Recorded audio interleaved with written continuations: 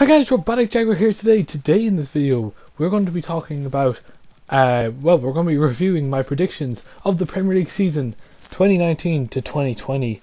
This season has been crazy. There's been teams that are going down that we never expected, and some teams that are going up that we might have expected. Let's get into it. Started off at 20th. I put 20th for Sheffield United. Obviously, this is a huge L I will take for sure. They came 9th this season.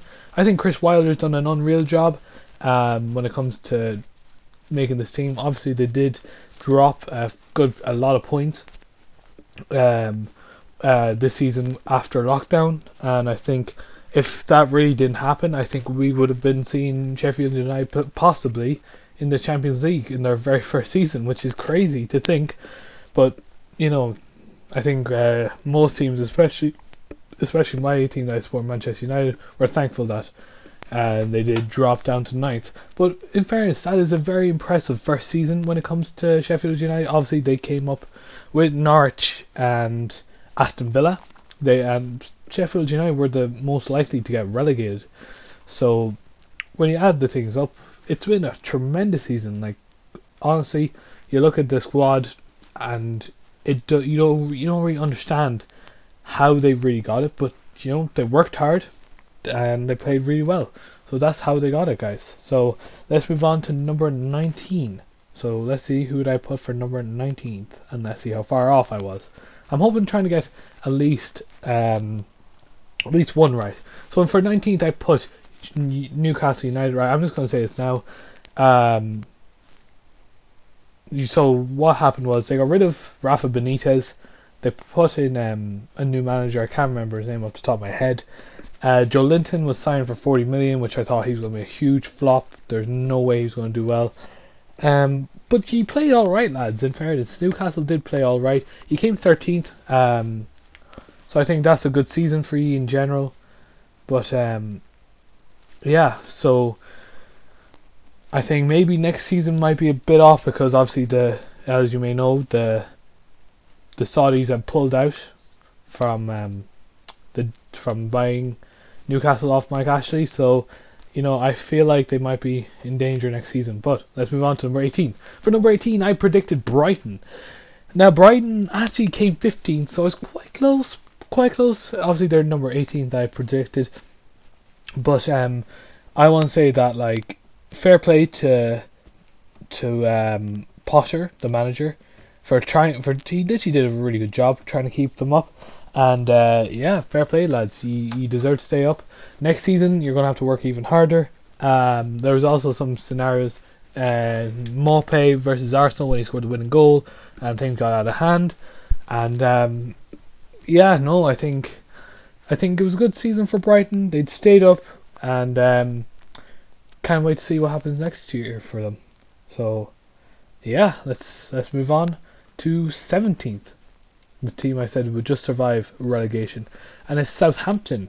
The manager, honestly, I thought he would be sacked after that 9-0 defeat to Leicester, but I personally think this has been a really good season for Southampton. They came 12th, as I'm pretty sure. Sorry, no, they came 11th. Jesus, fair play. Danny Ings came 3rd in the Golden Boot. Unreal player Danny Ings is. But here's the funny thing: ever since that 9-0 loss to Leicester, they got more points. They got more points than Leicester for the rest of the season afterwards, which is crazy to think. But you know, fair play to the lads that worked hard and they deserved it. Also, guys, if you're watching this video, please like the video, subscribe to the channel, and let's see how many do I get right. I'm hoping trying to get more than the Irish guy who got 0. Anyway, let's move on. Crystal Palace next. So I predicted they'd be 16th. They came 14th. Okay, so it's closer than any other one I've really gotten in this. Well, this was a time where I thought Wilfried Zaha was going to leave the club. I thought really like they were going to be in trouble when it came to this. Obviously, Arsenal tried to get him, but Crystal Palace put a huge price on Zaha at 70 million. I don't even think he's worth half that. I think he's probably about 25 million. But obviously, as you know, United have that 25% sell-on clause that they put on, which is very clever. Obviously, if Wilfried Zaha wants to leave, he does want to leave now at this point, and I don't blame him. He's a pretty good player. He would do well at a different club. So yeah, we're only 2 off that one. So we're moving on to 15th now. And yeah, so like I said, guys, do like the video, subscribe, hopefully you enjoy, and yeah, let's keep going. Burnley, I put 15th. Now these finished 10th, okay? So I kind of did make a bit of a mistake here. This is probably one of the worst ones, maybe. I think one second or third ones. Burnley, yes, I put them 15th. Really, I think they had a really good season. Obviously, the manager, Sean Dyche, is leaving the club. You know, I love Sean Dyche. Sean Dyche was actually such a manager. When I was playing Burnley, I never really hated Burnley. I thought this was going to be a great matchup because they have great chemistry. They did very well. 10th in the league is perfect for them, I think. They worked hard and they deserve it. So yeah, fair play Burnley. As well, you have to give props to Nick Pope, this goalkeeper. He has done a phenomenal job this season. Him and Henderson will be fighting for England's #1. That's really good for England, you know. Norwich, I put 14th. Yeah. Don't know what to say about this one. They were so good at the start of the season, then everything just dipped. They got 21 points overall. Yeah, no, I don't know really what to say about that. I put 14th. I thought they were going to do really well. I liked Norwich because they have some good players like Pukki, Cantwell, Aarons, Buendia. You know, like they had some good players in there. And by right, they will probably leave the club for someone else next season. I don't know if they will come straight back up, but I can tell you for a fact that there will be some people that probably will leave the club. So yeah, guys. So it's going to be interesting to see because, you know, Norwich are like, you know what they're famous for, the woman saying, "Let's be having you," you know, all that. Well, they'll be back down in the championship the next season, and yeah, good luck to them in the championship. Hopefully we see them soon. Alright, so we move on to Aston Villa. Now I don't like the fact that Aston Villa just about got saved by some goal line technology default. It was from Hawkeye, and by right they should not have been still in the Prem, in my opinion. Jack Grealish carried them to the season. You know, Trezeguet did a good bit at the end of the season. They came 17th, which I thought was really lucky. I'm no offense to Villa fans, but you do know that goal was over the line for when they were playing Sheffield United, and yeah, no, it was just a wild scenario. You know, that's how the world is, I guess you can say. So, but when it comes to players, Grealish won't be leaving at this point. Trezeguet won't leave. They probably won't leave because they're going to get Premier League football. But, you know, I think that Grealish will carry them again this season like he did last season. We move on to Watford. Now, this breaks my heart because I loved Watford since that they bet Liverpool this season. Yeah, so like, you know, 3-0, they bet Liverpool the champions. And I think that was probably one of the best victories I've ever seen clean by a team, you know, of that quality, you know. So yeah, I honestly want to say that like it was funny seeing Deeney's interview afterwards, but they had 4 managers, lads. 4 managers. That's crazy. I don't think has that ever happened? 4 managers in one season, especially in the Premier League. Like, you know what I mean? I thought the last manager, the one that bet Liverpool, I think he did an alright job. He would have kept them up, I would say, but it was just a bad call by Watford, in my opinion. Deeney will definitely stay at the club, but I feel like Watford might bounce back immediately. Like the minute they're in the championship next season, they might come back up to the Prem. I hope they do. Honestly, I do like Watford. So yeah, let's move on to the next team. And we put West Ham. So West Ham, obviously, This is not right. They came 16th. So what I thought was, so they had Pellegrini at the start of the season. Pretty much what happened then is they sacked Pellegrini, get Dave Moyes. At that point, I was like, you know what? They're getting relegated. There's no point. I'm not going to go with this, right? But surprisingly enough, after lockdown, Antonio played really well. Like, surprisingly well. Declan Rice did well enough. Fabianski was okay. You know, like, they were trying to be an okay team. They survived, obviously, relegation. Sebastian Haller, I don't think worth the money that they spent on him. Maybe he might be good next season, maybe not. I have no idea. But I think if I was West Ham, I'd definitely try and get someone in the transfer market this season. I know there's not a lot of time, but you know, if I was David Moyes, he'd probably bring back Marvo Fellaini, maybe Marwan. Imagine the scenes if that actually happened. Anyway, we moved to Bournemouth. Now this is something that hurts me a lot because Bournemouth they would have survived in the Premier League if that wasn't for that call. Obviously, if I was Ryan Fraser, I would be ashamed of myself, really, in fairness. The man he disgraced his team pretty much. He wasn't going to play with them, and he could have helped them stay out of the relegation zone, but he didn't. So really, I hope every team don't accept him for. I know he's a decent player, but like you have to be with your team always. Like it's the same with what's his name? Werner for Leipzig. He could have stayed for the end of the season, help Leipzig out as much as they can because they're going to need as much help as they can. I just think it was a very dick move by Fraser.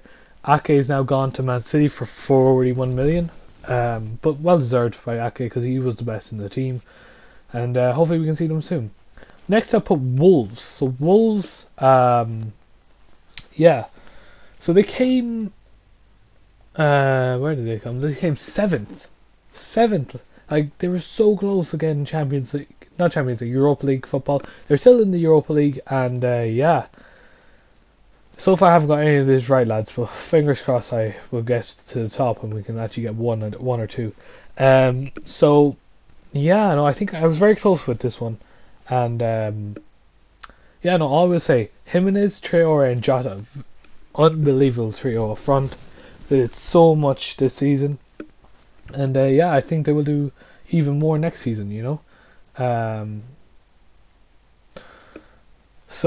But the thing is, will Traore leave? Will Jimenez leave? Will Jota leave? I don't know. I personally think they won't because they're a really good trio together. And honestly, I could say Wolves doing well in the Europa League. I don't think they'll win it, but they'll do well. So, so we move on to the next team. 8th, Leicester. Now I know I forgot the numbers obviously, but you will know if you watched the video, so I will put the link in the description of the last video, the prediction video 11 months ago. Leicester I put 8th. Obviously they were so dominant in the Premier League. They were very close of challenging Liverpool for the title, then everything just slipped. They were 15 points ahead of United, and then afterwards they were they were a few points off, in the end. Which is kind of disappointing for them, but you know, as a United fan, it's good news that we're in the Champions League. But I feel like this is good for Leicester because they don't need to focus on the Champions League. They can build up some players from the Europa League like Barnes, maybe Soyuncu, and probably Chilwell. Try and build Chilwell into one of the best left backs in the Premier League, even though he is one though. Let's. I do wish them the best of luck next year, but honestly, they need to get spending on some players, you know. Barnes, try and get someone replaced for Barnes, and possibly get someone for Evans, you know. I don't think Evans or Morgan are capable. They're good experienced players, but, you know, I don't think they'll do well. 7th, I pushed Chelsea. So I thought, obviously, after the ban that they had where they couldn't sign any players, you know, they were literally starting Tammy Abraham up front, so, you know, that's never always a good idea. But, you know, they trusted with some of their players like Olivier Giroud and Kante, Jorginho, Rudiger, Kepa. You know, it went well. Frank Lampard's done a really good job here, I think. Finishing 4th in their very first season, potentially win the FA Cup, maybe. So, honestly, I can't wait to see the FA Cup. I think it's going to be a great game. I feel like a red card will happen though, regardless. But anyway, back to Chelsea. They made two big signings already in Ziyech and Werner. Two big players that might have a big impact next season. And yeah, we'll see how it will go. So, yeah, maybe they might be title contenders next season. Maybe not. I have no idea. Let's see. So, Everton I put next, and I put them sixth. So I think Marco Silva started the season when he got sacked. He really, how can I say this? He got sacked. The horrible football been played by him, and then Carlo Ancelotti came in. The team played horrible still. They finished 12th, 6 places off that one. But you know, it's kind of annoying how it happens, you know. So pretty much, yeah, I just feel like Everton, they need to improve their squad a bit more, and then yeah, maybe they might do better next season. So guys, let's move on to the next team. Fifth, Arsenal. I thought Marie Aubameyang was going to carry the team, kind of get them to fifth, and you know, do literally everything for the club. Well, most of that happened, but you know, Emery got sacked after doing horrible as a Arsenal manager. Obviously, when you think about the talent that they have, like the youngsters like Martinelli, Saka, like they're unreal this season. I think, you know, when you look at Lacazette, he had a good season after lockdown. I think that's when he started to shine. Their defence needs so much improvement, lads. Honestly, you can't have David Luiz and Mustafi next season if you want to actually get some good Champions League hopes. Leno's a great keeper this year. I think he's definitely done it. Also Tierney, the left back that came in from Celtic, he's definitely done a job in that squad. He's definitely done a good bit of work, and yeah, he's a good potential for Arsenal to do well next season. But yeah, they just have to buy more defenders. Their attack is unreal. I don't think they need any more attackers. I think they focus on defenders for this transfer window. They will get higher in the Premier League, hopefully.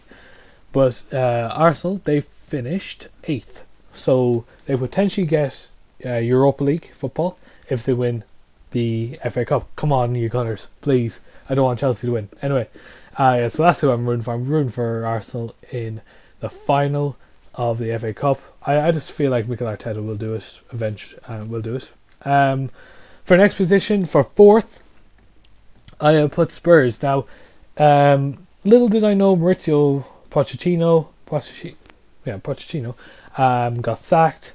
Jose Mourinho was brought in. Obviously, Jose wasn't the biggest fan of Dele Alli, especially, but they came 6th, so they did pull it back after a good while. Obviously, you have players like Stevie Berwin. You have people like Son. You have people like Kane. You know, those big players that who really just help the team get to the top. You know. So yeah, it's let's hopefully do well in the Europa League, but you know, we'll see how it goes when it comes to Daniel Levy spending money after the new stadium being built. Alright, let's move on to the next team. 3rd, Liverpool. I don't know what I was thinking about this one. I think I said that one player would get injured in the squad and you would fall apart, which, I mean, you could say yes, it did happen when they played Atletico Madrid in the Champions League, the first and second leg, obviously. Yeah, I don't think Liverpool fans want to remember that. But fair play for winning the Prem, lads. You were the best team, in fairness. But you know, you have spent some money now to get some backups, because you never know if someone else like Van Dijk or Mane or Salah gets injured. It will be a rougher season for you lads if you don't have that backup. As well, so like, I think the fact that Henderson got the PAWA, Premier Writers Award, I think was a joke. But then again, so this season has been crazy. So I don't really expect anything less. But if a Liverpool player, now here's my truth, if a Liverpool player gets a PFA Player of the Year over Kevin De Bruyne, it's a joke, straight up joke, right? Anyway, move on. Second place, Manchester City. Right, finally I've got someone correct. Manchester City, I've picked them to be second, and I think it was a okay season. Obviously, their defense was absolute rubbish this year. No offense, lads, you were just trash. I think now, since they got Ake, they've brought in Ake, I think it will strengthen their defence. Hopefully for Yi, Laporte is become stronger. And with Ake, I think that'll be a perfect partnership for the Premiership. You need another left back, lads. I'm telling you this. Zinchenko and Benjamin Mendy are not good enough, lads. I'm just saying this now. And here's my thing.